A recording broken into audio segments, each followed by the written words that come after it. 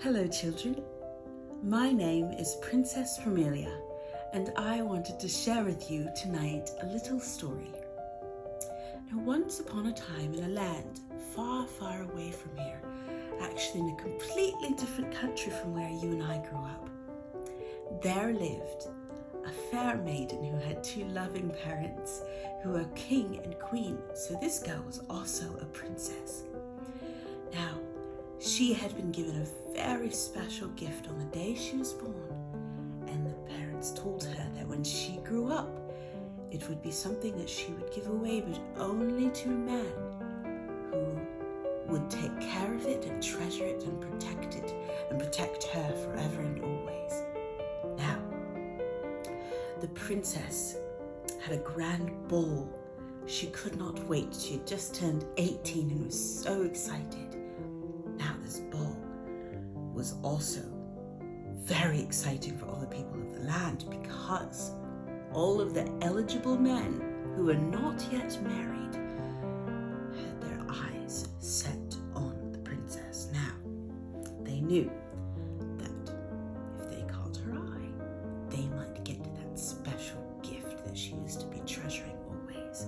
Now, the night came for the ball.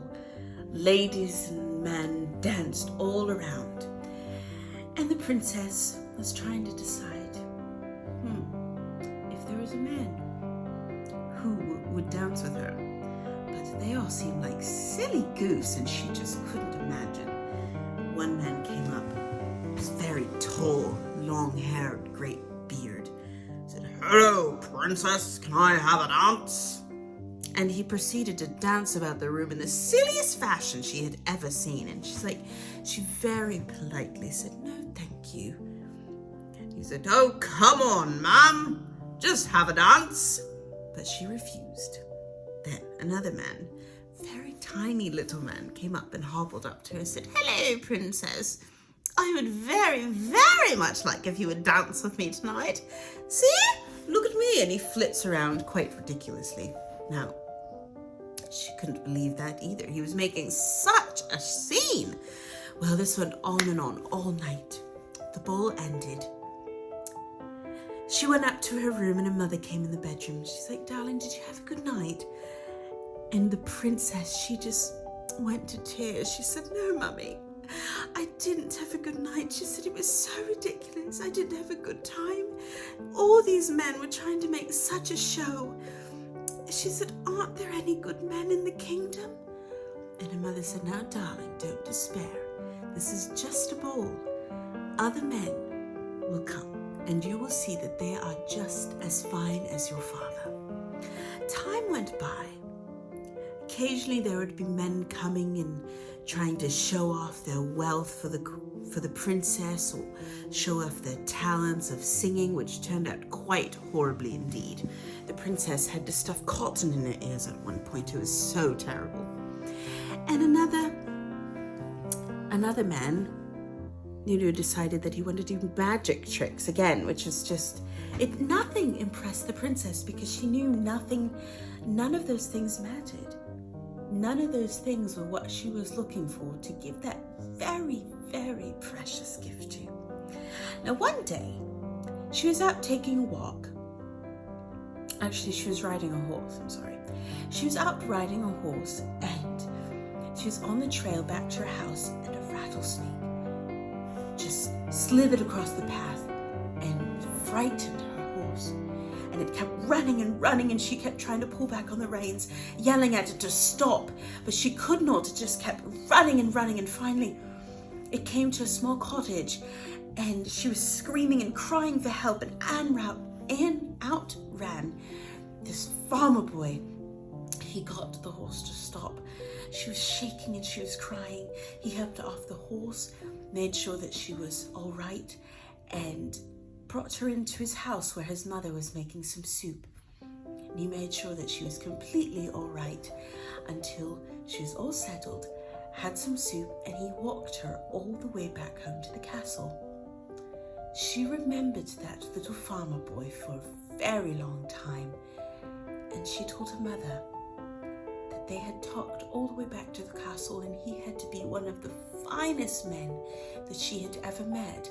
And she was quite surprised because he was not one from a distant land or a kingdom. He was not a prince or an earl or a knight. He was a simple farmer boy. And yet she had seen in his heart more kindness and gentleness and love than any other man that she'd ever known, besides her father, of course. Now, her father heard this, and do you know what? He went to visit the farmer boy, but the princess did not know. He wanted to thank him for saving his daughter's life and for taking such care for her and for leaving upon her such a strong impression of what a kind of a man he was, because he said it made him very happy. Well, unbeknownst to the princess that all this had happened, the father, the king, had set up for the prince, the princess, and the farmer boy to have lunch together. So the king and the queen and the farmer boy and the princess all had lunch and had a very nice picnic. Well, the princess and the farmer boy found that they found each other's company to be quite invigorating and exciting. And do you know what? The princess knew soon after that he was the one that she would give her very special gift to, because she found her father's blessing. And do you know what that gift was? Do you know? That gift was her very first kiss. Now, this kiss she was saving to be for the man that she was going to marry one day. And even though the farmer boy was not of regal birth, he was not a king, he was not a prince, he was not even a knight, but he had in his heart what mattered most, and that was he loved the King of Kings, which is Jesus. He loved her, and he was very kind and gentle, and he was strong, and he protected her. And that is the end of our story.